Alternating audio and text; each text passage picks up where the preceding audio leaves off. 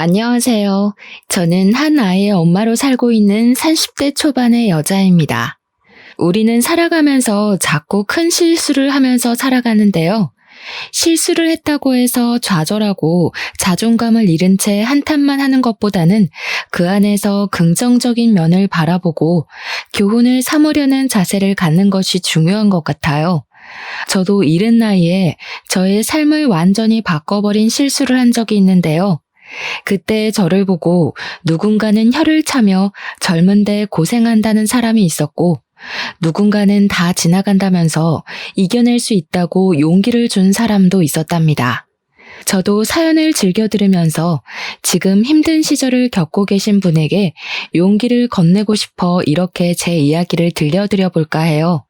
저는 전문대를 졸업하고 작은 회사에 취직해서 사회생활을 시작했답니다. 제가 고등학교에 들어가자마자 어머니가 병으로 돌아가셔서 아버지가 회사를 다니시며 저를 힘들게 키워주셨죠. 그래서 저는 고생하시는 아버지를 위해 독립하고 싶은 마음에 또래보다 빠르게 취직을 했답니다. 20대 중반이어서 퇴근하고 나면 친구들과 어울리는 걸 즐겼는데 제 친구의 지인과도 몇 번 술자리에서 만나게 되면서 친해지게 되었죠. 저에게 호감을 강하게 표시했기 때문에 어느샌가 매일 연락하는 사이가 되었고 자연스레 사귀게 되었죠. 남편은 갓 군대를 전역하고 복학한 대학생이었어요. 직장인과 연애를 했으면 편했을 텐데 역시나 시작부터 삐걱거리는 일이 생기더라고요. 초반에는 남편이 전혀 부담 갖지 말라고 하면서 데이트 비용도 거의 냈는데 저는 돈을 벌고 남편은 용돈 받는 입장이다 보니 점점 미안해지더라고요. 그래서 시간이 갈수록 제가 내는 횟수가 점점 늘어나기 시작했답니다. 처음에 제가 산다고 하면 화를 내던 남편은 나중엔 거의 당연하게 생각하는 것 같았어요. 동갑이었지만 제가 돈을 버니까 양보해야 하는 부분이라고 이해하고 넘기기로 했죠. 저는 아직 나이가 어렸기에 결혼은 전혀 생각하지 않았고 사실 남편과 성격이 잘 맞는 것 같지 않아서 이별을 준비하고 있었어요. 그런데 몸이 너무 무겁고 나른하고 어느 날은 샤워기를 들 힘도 없을 정도로 컨디션이 안 좋아졌어요. 어머니가 병을 늦게 발견하시고 돌아가신 게 저에겐 큰 트라우마가 되었기에 조금이라도 몸이 아프면 병원에 가는 게 습관이었거든요. 그래서 바로 내과에 가봤는데 산부인과에 한번 가보라고 하는 게 아니겠어요? 그럴 일이 없다고 부정했지만 2달 정도 생리를 하지 않았다는 걸 깨닫게 되었어요. 저는 남편과 함께 산부인과에 가게 되었고 임신 6주라는 걸 알게 되었죠. 아직 하고 싶은 것도 많은 어린 나이에 너무 갑작스럽게 찾아온 아기 때문에 저는 충격을 받았어요. 당장 아버지한테 말씀드리기도 너무 민망하고 죄송스러웠고요. 남편은 소중한 생명인데 우리가 지켜야 한다며 바로 결혼을 하자고 하더라고요. 그렇게 남편과 아버지와 저녁 식사 자리를 잡고 조심스럽게 말씀을 드렸어요. 아버지는 놀라신 듯 한참 동안 아무 말도 없으시더니 저의 행복이 우선이라고 제가 원하는 대로 하라고 해주셨어요. 어떤 상황이든 아버지는 제 뒤에 있을 거라고요. 남편은 아기를 포기하는 건 인간이 하는 짓이 아니라면서 아직 학교에 다니고 있지만 아기를 위해 좋은 곳에 취직도 하고 잘 사는 모습을 보여주겠다고 아버지에게 호언장담을 했답니다. 그때는 그런 모습이 믿음직스러워 보였죠. 아버지의 허락을 받은 뒤에 처음으로 시댁을 찾아갔는데요. 입덧을 심하게 해서 음식을 먹기도 힘들었고 몸도 너무 힘들었지만 제 나름대로 단정하게 꾸미고 떡 케이크도 준비했죠. 시댁은 작은 평수의 아파트였는데 현관문 앞에 서자 너무 긴장돼서 머리가 어질어질한 정도였어요. 저녁 식사 시간이었는데 들어가자마자 된장찌개 냄새가 훅 끼쳐서 토악질이 나오더라고요. 제가 입덧이 심하니 아무것도 먹고 싶지 않다고 남편에게 말을 해놨었는데 말이죠. 제가 손으로 입을 막고 있는 걸 본 어머님이 저를 싸늘하게 쳐다보시더라고요. 저녁 먹을 시간에 안 먹을 수도 없고 그렇다고 빵 쪼가리를 먹을 수도 없어서 그냥 밥 차렸다. 그렇게 냄새가 나면 넌 베란다에 잠깐 나가 있어라.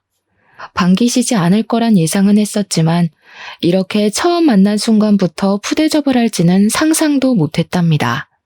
저는 괜찮다고 말하고 소파 구석에 앉았어요. 남편은 너무 배고프다면서 어느새 식탁에서 혼자 밥을 먹고 있더라고요. 아버님은 저를 쳐다보지도 않으시고 텔레비전만 보고 계셨죠. 그때 시모가 제 앞에 와서 섰답니다. 지금 몇 주나 됐다고? 아직 수술할 수 있는 시기 아니니? 나이도 어린 것들이 무슨 배짱으로 결혼을 하고 애를 낳겠다고 찾아와? 쟤 아직 대학 졸업도 안 했어. 넌 뭐 어디 콧구멍만한 회사 다닌다면서? 아, 엄마, 무슨 그런 소름 끼치는 소리를 해. 우리 아기인데 당연히 낳아서 키워야지. 그리고 나 금방 졸업이야. 바로 대기업 취직할 거니까 걱정하지 마. 다들 취직 안 된다고 난린데 네가 뭔 수로 한 번에 대기업에 취직을 해. 너 쟤랑 결혼하면 인생 뻔하게 보이니까 하는 소리야. 애 키워야 된다고 아무 회사나 들어갔다가 40대고 50대는 거야. 넌 형이 그 좋은 회사 들어가려고 얼마나 스펙을 쌓고 노력을 했는지 다 봤으면서 그런 소리를 해? 어머님은 저를 마음에 안 든다는 표정으로 바라보시며 혀를 끌끌 차시더라고요. 엄마가 일찍 돌아가셨다며? 그럴수록 더 조신하게 살아야지. 이게 다 부모 망신시키는 거야. 이렇게 함부로 몸 굴리는 애들은 그래서 다 하자가 있다니까. 말씀이 너무 심하시네요. 아기는 제가 혼자 만들었나요?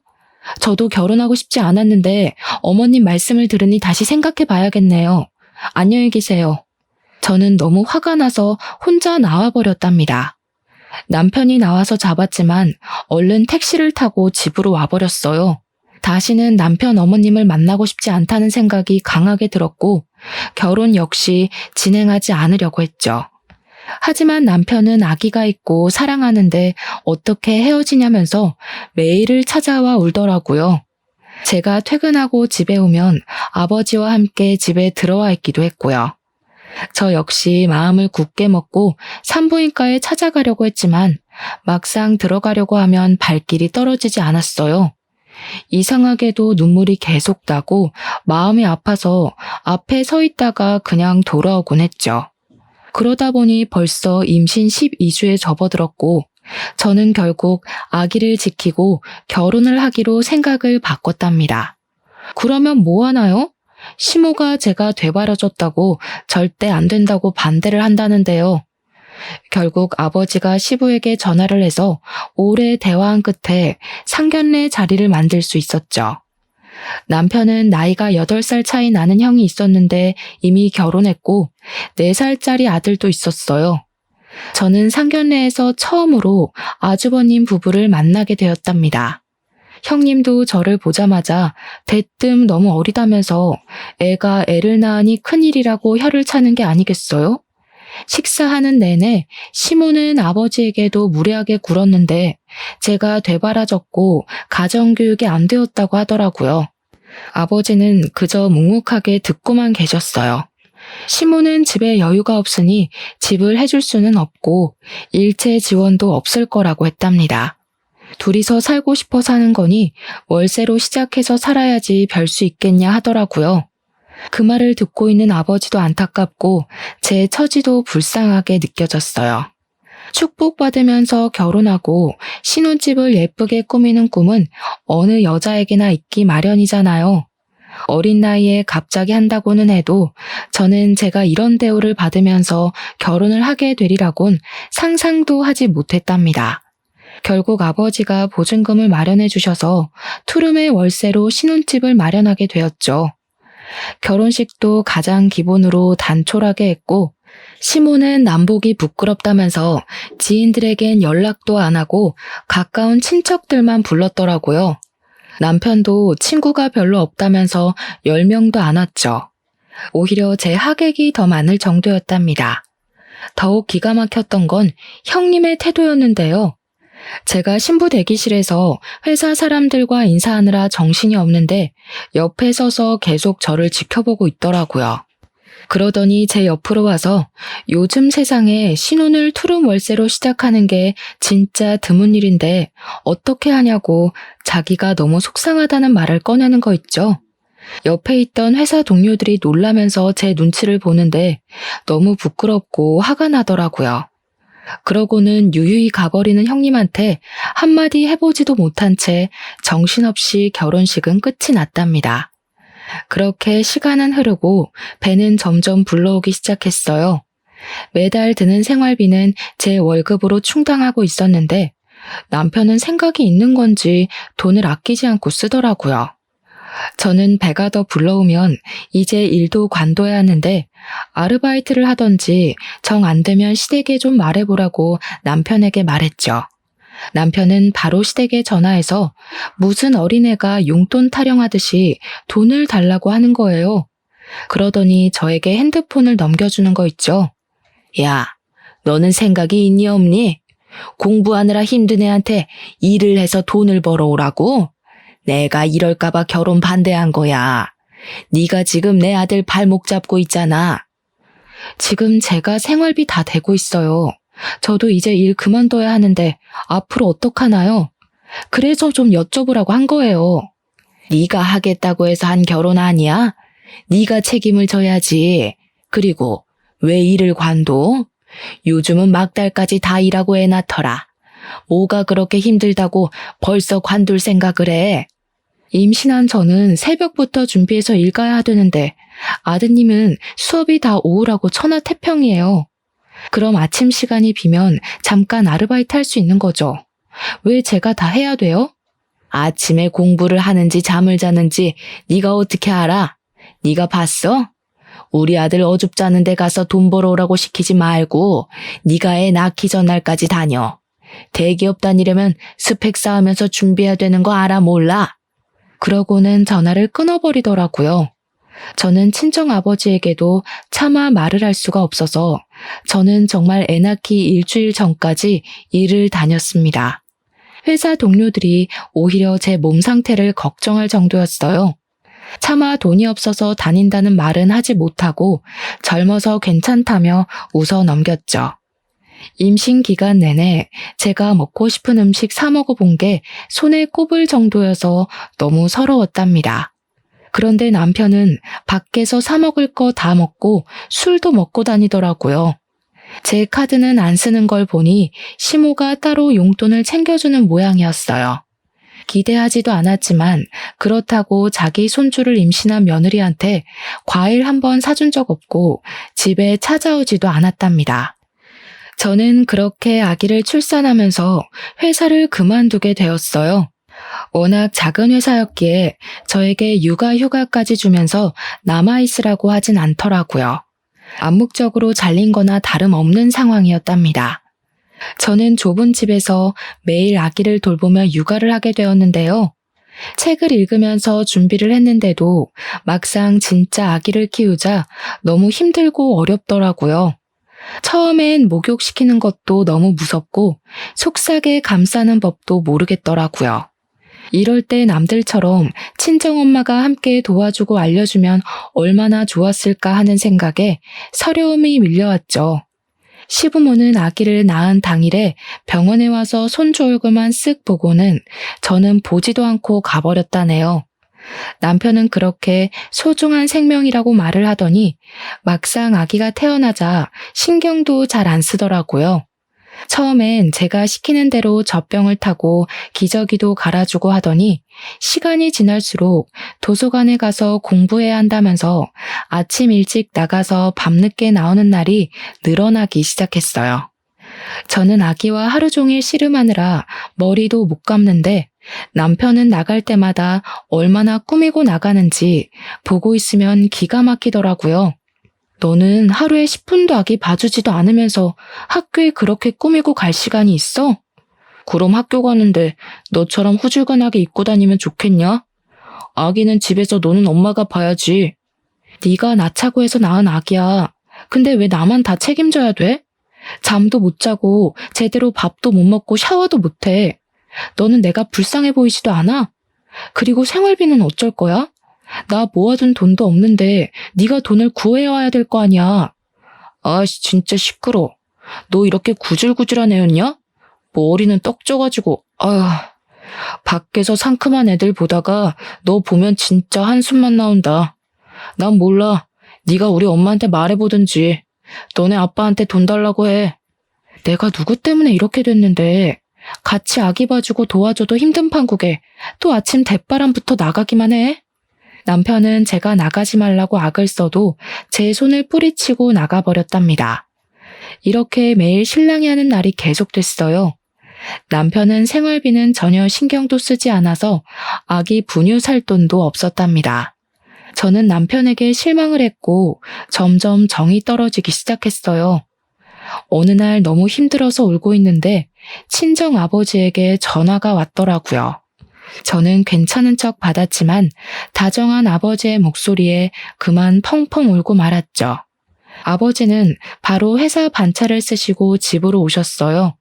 아버지는 잠도 제대로 못 자서 쾌한 제 얼굴을 보시고는 얼른 들어가서 눈 좀 붙이라고 저를 방으로 밀어 넣으시더라고요. 그 덕에 아주 오랜만에 깨지 않고 푹 잘 수 있었죠. 거실로 나가보니 아빠가 아기와 놀아주고 계시더라고요. 제가 아기를 받아들자 아버지는 밥 먹으라면서 식탁을 가리키셨어요. 제가 좋아하는 보쌈을 시켜놓으셨더라고요. 매일 미역국에 밥만 말아먹다가 오랜만에 먹으니 얼마나 맛있던져. 아버지는 아기를 안고서 제가 먹는 모습을 물끄러미 바라보시더라고요. 아버지는 남편과 말을 좀 해봐야겠다고 기다리셨지만 남편은 밤 11시가 돼도 들어오지 않았어요. 아버지는 혀를 차시면서 돌아가셨죠. 아버지가 가신 지 얼마 되지 않아 통장으로 돈이 입금되었다는 메시지가 왔더라고요. 말을 안 했지만 제가 사는 게 힘든 걸 아셨는지 몇 달 지낼 수 있는 넉넉한 액수를 보내주셨더라고요. 아버지께 한없이 죄송한 마음이 들어서 눈물을 펑펑 흘렸죠. 그렇게 아기를 키우느라 시간이 정신없이 흘러가고 결혼하고 처음 맞는 설 명절이 다가왔어요. 저는 명절 전날에 남편과 아기와 함께 시댁으로 갔죠. 시모는 장을 잔뜩 봐놓고 저를 기다리고 있더라고요. 이제 매년 음식을 해야 하니까 제대로 배우라고 하면서 저에게 끊임없이 일을 시켰죠. 저는 사실 요리를 제대로 해본 적이 없어요. 어머니가 돌아가신 후에는 아버지가 요리를 잘하셔서 항상 저녁을 차려주셨어요. 그리고 거의 사 먹을 때가 많았거든요. 시모는 제가 칼질하는 걸 보더니 혀를 끌끌 찼답니다. 칼질도 제대로 못하는 걸 보니까 여태 어떻게 살아왔는지 딱 보이네. 너 우리 아들 밥도 안 해주지? 아유, 속상해. 어디서 이런 굴러먹지도 못한 게 시집을 와서. 왜 서운하게 말씀을 그렇게 하세요? 밥 해줄 시간도 없이 아침에 나갔다가 밤에 와요. 그리고 아기 보느라 제 밥도 못 해먹는데 어머니는 제 밥 한번 챙겨주신 적 있어요? 말 대답 좀 또박또박 하지 마. 내가 왜 네 밥을 해줘? 내가 애 낳으라고 했어? 네가 낳겠다고 해서 이 사다를 만든 거야. 잔말 말고 이거 다 다져놔. 그 다음에 이거 다 썰어놓고 빨리빨리 해. 남편과 시부는 아기 앞에 놓고 텔레비전이나 낄낄대며 보고 있었어요. 아기가 울어도 달래주지도 않고 신경도 안 쓰는데 정말 화가 나더라고요. 저는 고무장갑을 끼고 일하다가도 아기가 울면 달려가서 안아주고 또 가서 일을 해야만 했어요. 아무리 아기 보라고 얘기해도 남편은 듣는 척도 안 하는데 얼마나 얄미운지요. 늦은 저녁까지 음식을 만들고 있는데 그제야 형 내외가 아이를 데리고 왔더라고요. 형님은 들어오자마자 회사에 일이 생겨서 해결하고 오느라 늦었다면서 바로 흰 봉투를 시모에게 찔러주더라고요. 시모는 좋은 회사에서 일하는 사람이 그럴 수 있다면서 이제부턴 둘째 며느리가 다 할 거니까 너는 한숨 놓으라고 말하는 게 아니겠어요? 내가 일이 너무 바빠서 어머님을 못 도와드릴 때가 많아. 마음이 항상 안 좋았는데 이제 동서가 있으니까 한시름 놓겠네. 저는 요리하는 게 너무 서툴고 아기 보느라 어머니 돕느라 정신없이 힘들었어요. 앞으로 형님도 같이 해주셨으면 좋겠어요. 아직도 20대인데 뭐가 힘들어? 내가 동서 나이 때는 날아다녔어. 해외여행 다니고 밤새워서 놀아도 하루만 자고 나면 멀쩡했어. 하긴 동서는 아기가 있어서 어디 동네 앞도 제대로 못 나가겠네. 아휴, 그러게 왜 사고를 쳤어? 다 그 나이 때 누려야 될 게 있는데 옆에서 보는 내가 다 안타까워. 형님, 저번부터 느꼈던 건데 말씀을 이상하게 하시네요. 그렇게 안타까우시면 말로만 그러지 마시고 도움 좀 주시지 그래요. 형님 돈 잘 버신다면서요. 이 화상 또 말대답하고 있네. 손이 형님이 얘기하면 알겠습니다 하고 들을 것이지. 틀린 말 한 것도 없구만. 애가 철도 없고 교육도 못 받아서 이래. 네가 속상해도 이해해라. 보면 여동생 같고 짠하니까 그러는 건데 자기가 못 받아들이면 어쩔 수 없는 거죠. 나이 들면 다 이해를 하겠죠. 어머니가 고생 많으세요. 그나저나 어머니, 저희 저번에 청약 넣어놨던 아파트 당첨될지도 모르겠어요. 두 사람은 화기애애하게 대화하면서 안방으로 쏙 들어가 버리더라고요. 혼자 밥상을 차리는 게 성질이 나서 남편을 불렀는데 대답이 없었어요. 집안을 찾아보니 없길래 전화를 했더니 동네 친구들을 만나러 나갔다는 거예요. 저는 남편도 없는 시댁에서 아기 보느라 밥도 못 먹었는데 시댁 식구 누구도 아기 봐줄 테니 밥 먹으란 소리도 안 하더라고요. 저는 화가 나서 형님에게 아기를 안겨버리고 밥을 챙겨 푹푹 먹어버렸답니다. 형님이 기가 막힌다는 표정으로 저를 계속 노려보고 있더라고요. 저는 낯선 집 거실에서 아기와 자야 했는데요. 남편은 술에 잔뜩 취해서 새벽에 들어오더라고요. 남편이 부스럭 소리를 내니까 잠들었던 아기가 깨어나서 울기 시작했어요. 저는 너무 화가 나서 남편에게 한 소리 했죠. 지금이 몇 시야? 난 시댁 눈치 보면서 아기 보고 있는데 또 술을 먹고 들어와? 오랜만에 친구들 만났는데 그럼 어떡해. 쪽팔리게 아기 있다고 나 먼저 들어가냐? 그때 소리를 들은 시모가 불이 나게 거실로 나오더라고요. 너는 시댁에 와서도 남편을 잡고 있어? 남자가 오랜만에 친구 좀 만나서 늦게 들어올 수도 있지. 왜 이렇게 남편을 다그쳐? 얘가 진짜 못된 짓만 골라서 하네? 어머니, 진짜 너무하시네요. 저를 싫어하시는 건 알지만 어떻게 손주한테도 신경을 이렇게 안 써주세요? 저 부려먹으려고 부르신 거지 진짜 같이 명절 보내자고 부르신 거예요? 전 이 집 파녀 아니에요. 저도 우리 집에선 귀한 딸로 자랐어요. 결혼하면 출가 외인인 거 몰라? 그렇게 귀하게 자랐는데 결혼도 하기 전에 애를 가지니? 내가 남사스러워서 어디다 며느리 봤다고 말도 못해. 니까짓 게 뭘 그렇게 대단하다고 내가 며느리 대접을 해줘야 돼? 며느리로 생각하지도 않는데 제가 여기 있을 필요가 없네요. 제가 빠져드릴게요. 저는 아기를 데리고 새벽에 시댁을 나와버렸어요. 어이없게도 남편은 따라 나오지도 않았죠. 저는 곧장 택시를 타고 친정집으로 갔답니다. 집 안으로 들어가니 아버지는 아직 자고 계셨어요. 고소한 젖냄새며 갖은 음식 냄새가 퍼져있는 시댁과는 다르게 너무 고요하고 쓸쓸한 집안 풍경에 목이 메어왔죠. 제가 시댁에서 안 해본 음식을 하고 있을 때 혼자 멀거니 집에 계셨을 아버지를 생각하니 먹먹해졌답니다. 기척을 듣고 나오신 아버지가 저를 보고 깜짝 놀라시더라고요. 남편은 어디 있냐는 말을 하셔서 대수롭지 않은 말투로 싸워서 집으로 와버렸다고 했죠. 저는 아기와 아버지와 함께 시장에 가서 명절 지낼 음식 재료들을 사서 떡국도 끓이고 반찬도 좀 했답니다.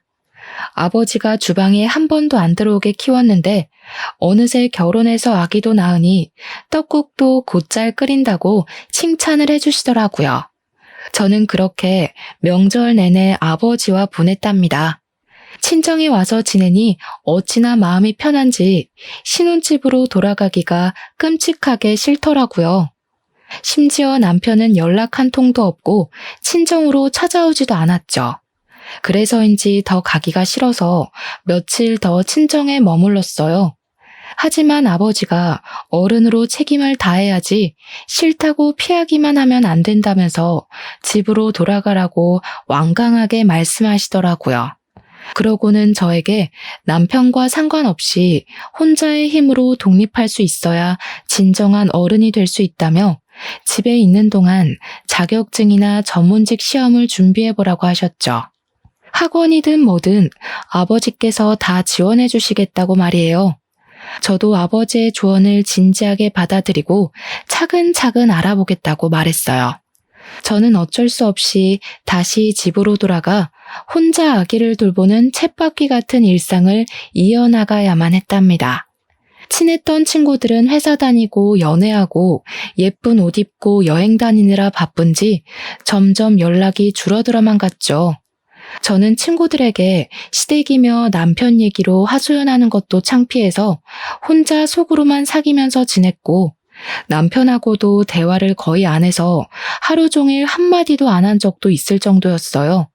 그랬더니 외로움을 넘어서 우울증이 오는 것 같았답니다. 그래도 행복한 게 있다면 무럭무럭 자라는 아기를 지켜보는 일이었어요.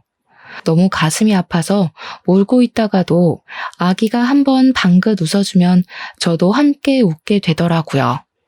어느새 아기는 돌이 가까워지고 있었답니다. 어느 날 시모가 대뜸 전화해서는 중요한 일이 있으니 저녁에 시댁으로 오라는 게 아니겠어요? 아기랑 둘이 가기 힘들다고 하니까 말이 많다면서 안 오면 큰일 날 줄 알라고 엄포를 놓고 끊어버리더라고요. 남편에게 몇 번을 전화해도 받지도 않길래 갈까 말까 고민을 하다가 아기를 안고 집을 나섰죠. 날씨가 쌀쌀해서 택시를 타려고 했는데 퇴근 시간 직전이라 요금이 너무 많이 나올 것 같더라고요. 항상 생활비가 없어 쪼들렸기 때문에 버스를 타고 가기로 했죠. 간신히 자리에 앉았지만 아기가 울까봐 조마조마한 마음으로 어서 내리기만을 기다린 마음을 누가 알까요? 내려서도 아기를 안고 한참을 걸어가서야 시댁에 도착할 수 있었는데 집에 들어가 보니 남편이 소파에 누워 있더라고요. 기가 막혀서 남편을 노려보니까 시부가 퇴근하면서 같이 타고 왔다는 게 아니겠어요. 아기를 업고 낑낑대며 시댁까지 제 발로 온 제 모습이 어찌나 한심하게 느껴졌는지 몰라요.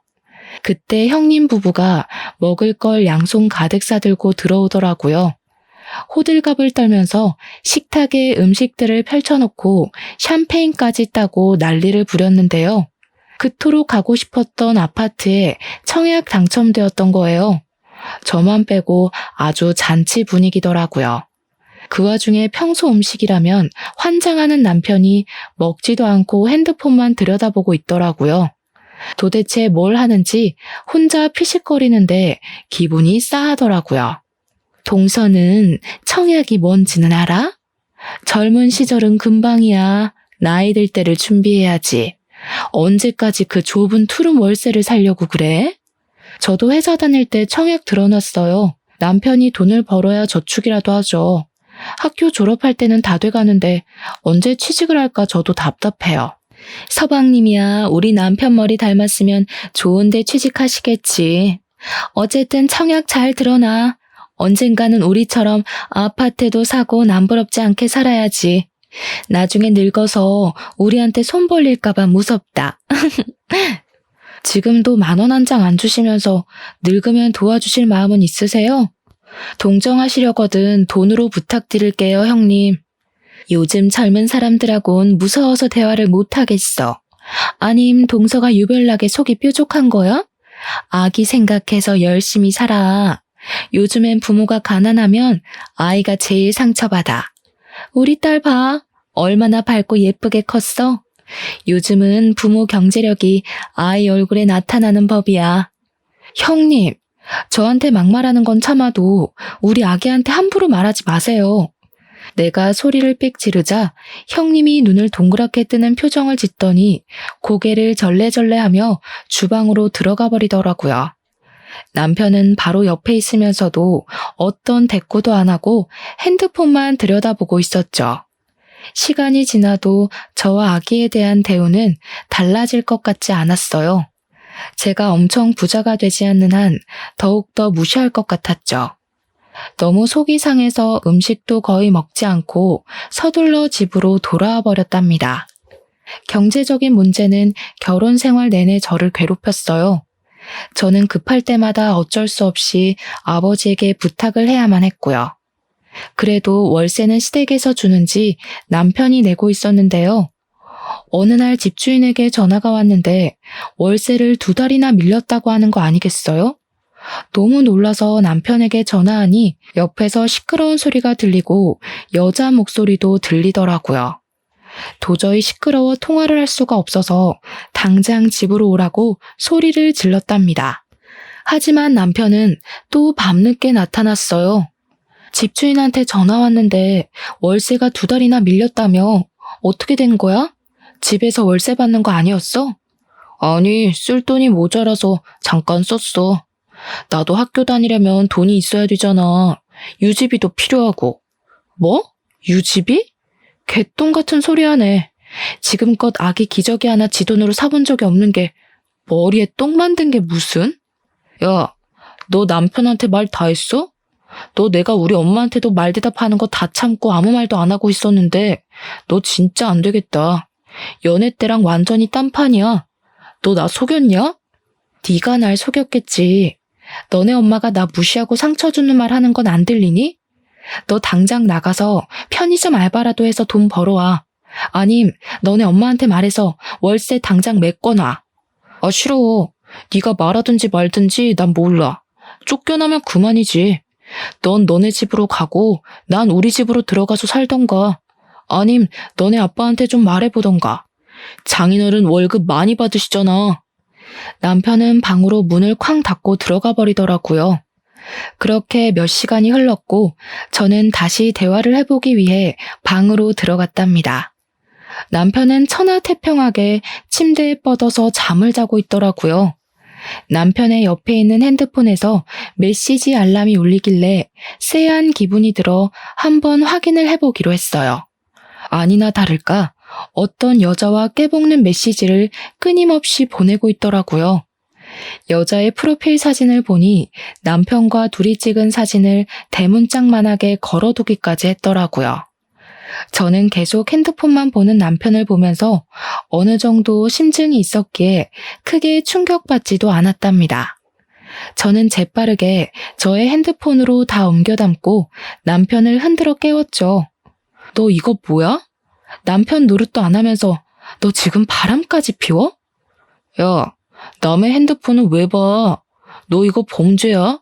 이게 진짜 못된 짓만 골라서 하네. 나 진짜 지겨워서 이렇게 못 살겠다. 아, 진짜 지긋지긋해. 남편은 그렇게 도망치듯이 나가버렸고 며칠이 지나도 집에 들어오지 않았어요. 그러던 어느 날 누군가 배를 누르기에 봤더니 시모가 찾아온 게 아니겠어요. 시모는 집 안에 들어서자마자 혀를 끌끌 차시더라고요. 내가 이럴 줄 알았어. 애 키우는 집이 이렇게 더러워도 되냐? 근본이 안 된 어미한테서 저게 뭘 배운 거야? 얼마나 남편이 쥐 잡듯이 잡았으면 무섭다고 애가 집에를 안 간다고 그러니? 너 안 되겠다. 당장 우리 아들한테서 떨어져. 어머니는 얼마나 근본이 되셨길래 그렇게 모질이 같은 아들을 두셨어요? 그 모질이가 바람까지 피우던데. 아세요? 이게 남의 귀한 아들한테 막말이야? 바람은 무슨 학교 친구끼리 친하게 지내지도 못해? 너는 대학을 짧게 나와서 그런 걸 모르나 보지? 네 얼굴 보는 것도 지긋지긋하니까 잔소리 말고 당장 이혼해. 저도 댁 같은 시어머니 꿈에서 볼까 무서워서 잠도 못 자겠네요. 이혼해 줄 테니 당장 꺼져요. 이 되바라진 게 끝까지 말하는 것 좀 봐. 갑자기 시모가 제 머리채를 확 잡고 마구 휘두르기 시작했어요. 제가 키가 더 컸기 때문에 저도 질세라 시모 머리채를 잡고 같이 흔들기 시작했답니다. 시모가 애구구 소리를 내면서 넘어지더니 저한테 악을 쓰기 시작했죠. 이 집 우리 아빠가 보증금 내주고 지금 월세도 내가 내고 있는 집이니까 당장 꺼져요. 저는 시모를 현관문 쪽으로 힘껏 밀어서 문 밖으로 쫓아냈어요. 시모는 문 앞에서 한참 동안 소리를 고래고래 지르다가 이웃집에서 뭐라고 말이 나오자 돌아가더라고요. 그렇게 시간이 흘렀고 시댁 연락은 받지도 않고 발길도 끊었죠. 남편은 아예 시댁에서 살면서 학교를 다니더라고요. 저도 남편에게 더 이상 미련이 남아있지 않았기 때문에 연락도 하지 않았어요. 어느 날 저는 아기를 업고 남편의 대학교로 찾아갔죠. 남편 학과 건물 앞에서 점심시간까지 기다렸는데 건물 안에서 남편이 한 여자와 손을 잡고 나왔어요. 아주 풋풋한 캠퍼스 커플이 따로 없더라고요. 남편이 저를 발견하자 깜짝 놀라 여자를 잡은 손을 빼고 뒤로 물러서더라고요. 저는 여보라고 크게 소리치며 남편에게로 빠르게 걸어갔답니다. 저는 남편에게 아기를 팍 안기고 옆에 있던 상간녀에게 다가가서 다짜고짜 머리채를 휘어잡았어요. 너 얘가 유부남의 애까지 있는 거 알아 몰라? 알면서도 만나는 거야? 나요, 아파요. 난 진짜 몰랐어요. 정말이에요. 남편은 아기를 안고 있어서 상간녀에게 가지도 못하고 발만 동동 구르고 있더라고요. 저는 상간녀를 거칠게 밀어 넘어뜨렸어요. 상간녀가 헝클어진 머리를 수습하며 일어나더라고요. 상간녀가 남편 앞으로 가서 남편 머리가 돌아갈 정도로 뺨을 세게 내리치더라고요. 오빠 진짜 유부남이야? 이 거지 같은 게 진짜? 나이도 많은 게 하도 불쌍해서 매달려서 만나줬더니 쪽팔려. 어느새 우리 주변을 많은 사람들이 둥글게 에워싸고 있었답니다. 상간녀는 씩씩거리면서 사람들을 해치고 가버렸어요. 저는 남편 멱살을 잡고 애는 안 보고 바람이나 핀다며 소리소리를 질러댔죠. 점점 더 많은 사람들이 몰려들었고 남편은 충격을 받았는지 얼굴이 하얗게 질리더라고요. 결혼식에 온 친구들이 별로 없을 때부터 느끼긴 했었지만 남편은 학교에는 결혼했다는 사실을 철저히 감춰왔던 거죠. 제가 남편 멱살을 놓자 남편이 다리가 풀렸는지 스르르 주저앉더라고요. 저는 남편에게서 아기를 뺏어 안고 웅성웅성대는 사람 속을 유유히 헤치고 나왔답니다. 그게 남편을 본 마지막 모습이었죠. 저는 남편을 찾아가기 전에 이미 이혼 서류를 시댁에 보내놓은 상태였고 위자료는 받을 생각도 하지 않았어요. 그저 아기의 친권과 양육권만 갖고 깔끔하게 남편과 시댁과의 인연을 끊기로 결심했거든요. 남편과 싸우면서 질질 끌기보다는 하루라도 더 빨리 새로운 인생을 시작하는 게 더 현명하다고 생각을 했으니까요. 저는 사실 예전에 아버지의 충고를 듣고 아기와 둘이서 살려면 무슨 일을 해야 할까 생각하다가 공무원 시험을 준비하기 시작했거든요. 아기가 잠든 밤부터 새벽까지 강의를 들으면서 공부하고 낮에 틈틈이 복습하면서 치열하게 공부를 했답니다. 시험에 합격해야 이혼을 할 수 있다는 목표를 세우니 어느 때보다 독하게 공부에 전념하게 되더라고요. 그렇게 저는 짧은 시간 안에 공무원 시험에 합격할 수 있었어요. 가장 낮은 급수였지만 합격 발표가 났을 때는 그동안에 힘들었던 시간을 보상받은 듯이 행복했답니다. 그렇게 공무원이 되어 근방의 주민센터로 발령받아 일한 지도 5년의 시간이 흘렀어요. 아이는 벌써 초등학교 입학을 앞두고 있었고 저는 친정집에서 아버지를 모시고 살면서 평안한 일상을 보내고 있었죠. 그러던 어느 날 제가 일하는 노인복지팀 창구에서 낯익은 목소리가 들려오더라고요. 저는 7급 주사보였기 때문에 직접 주민들을 응대하진 않고 안쪽에서 일을 하거든요. 슬쩍 가봤더니 세상에 시모 얼굴이 보이는 게 아니겠어요. 예전에 비해 너무 주름이 많고 옷차림도 초라해진 시모가 기초 수급을 받기 위해 상담을 하고 있었답니다. 하소연하는 걸 들어보니 2년 전에 첫째 아들이 교통사고가 나서 반식물인간이 되었다고 하더라고요. 며느리는 사고 난 지 몇 개월 만에 아파트 명의도 자기 이름으로 돌려놓고는 이혼 소송을 해서 의식도 없는 남편을 상대로 이혼을 하고 발길을 끊어버렸다네요. 그 충격으로 시부도 중풍을 맞아 집에 누워있어 시모가 다 병수발을 해야 하는 상태라더군요. 저는 직원에게 메시지를 보내서 다른 아들은 없냐고 물어보라고 했죠. 그 얘기를 들은 시모가 한숨을 푹 내쉬더라고요. 아유, 그놈 말은 하지도 말아요. 졸업 남겨두고 학교를 안 나가서 결국 졸업도 못하고 지금까지 백수로 지내고 있어요. 사실 결혼을 한 번 했었는데 그래도 걔랑 둘이 살았으면 지금 이렇게까지는 안 됐을 텐데. 손주도 있는 마당에 우리 집안 대를 이을 아이 얼굴도 못 보고 살아요. 그러게 며느리한테 좀 잘하지 그러셨어요. 제 목소리를 들은 시모가 깜짝 놀라 고개를 들더라고요. 그리곤 저를 보고는 믿기지 않는다는 듯이 주위를 두리번거렸답니다. 네가 왜 거기 들어가 있어? 네가 여기서 일할 애가 아닌데. 너 공무원도 아니잖아. 저 공무원 맞는데요? 여기서 일한 지 5년이나 됐는데 세상 참 좁네요. 그렇죠? 말씀 안 드렸었는데 저 공무원 시험 합격하고 바로 이혼한 거예요. 어쨌든 제가 복지 담당이라 사정 들어보니 딱하긴 한데 장성한 아드님이 집에 계시고 재산 여부도 먼저 조사를 먼저 해봐야 할 것 같네요. 네가 진짜 공무원이 됐단 말이야? 그럼 우리 손주는 지금 어디 있니? 내가 한 번만 만나보면 안 될까? 내가 너한테 못되게 군 거는 미안하게 생각한다. 그래서 내가 지금 벌을 받고 있나 보다. 다 지나간 얘기니까 그런 말할 필요는 없고요. 그쪽 손주가 아니고 제 아들이니까 관심 꺼주세요. 기초수급자 선정 결과는 우편으로 갈 테니까 기다리시면 됩니다. 제가 등을 돌리려고 하자 시모가 얼른 제 손을 잡는 게 아니겠어요? 저는 얼른 거칠게 손을 빼냈답니다. 내가 정말 미안하다. 한때는 그래도 부부였는데 우리 아들 한번 다시 만나보면 안 될까? 너를 만나면 정신 좀 차릴지 누가 아니? 말도 안 되는 억지 부리는 건 여전하시네요. 전 그쪽한테 항상 고마운 마음 가지고 살고 있어요.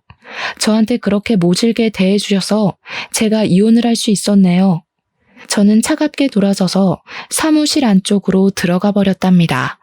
직원 말로는 한참을 대기 의자에 앉아서 훌쩍거리다가 돌아갔다고 하네요. 역설적이게도 시모는 그 잘난 아들 덕분에 기초수급자로 선정되지 못했고 주민센터에 다시 오지는 않더라고요. 저는 처음 일을 시작할 때보다 직급도 많이 올라서 더욱 바쁘게 일하고 있답니다. 같은 주민센터에서 일하고 있는 현재 남편과 설레는 연애도 시작하게 되었어요. 저는 아이도 있기에 다른 인연을 만나려는 생각은 전혀 하지 않고 있었는데요. 남편도 이혼의 아픔이 있어서 저를 잘 이해해 주어서 마음을 열게 되었네요. 전 남편과는 다르게 듬직하고 자상한 모습에 제 아들도 잘 따르고 있답니다. 인생을 살면서 옆자리에 누군가 있든 없든 항상 나 자신의 중심을 지키는 게 중요한 것 같아요. 예전에 저는 너무 어렵기도 했지만 누군가의 관심을 받는 게 좋아서 저의 행복보다는 그 사람의 행복을 따랐던 것 같더라고요. 한 번의 아픔을 겪었지만 다 이겨내고 나니 이제는 저도 저만의 중심을 잘 잡을 수 있는 어른이 되어가고 있는 것 같아요. 앞으로도 다른 사람에게 휘둘리거나 흔들리지 않고 저와 아이의 행복만을 생각하면서 살아가려고 한답니다. 여러분도 놓쳐버린 행복을 꽉 잡고 즐거운 인생을 사시길 바라면서 제 사연을 마치겠습니다. 들어주셔서 감사합니다.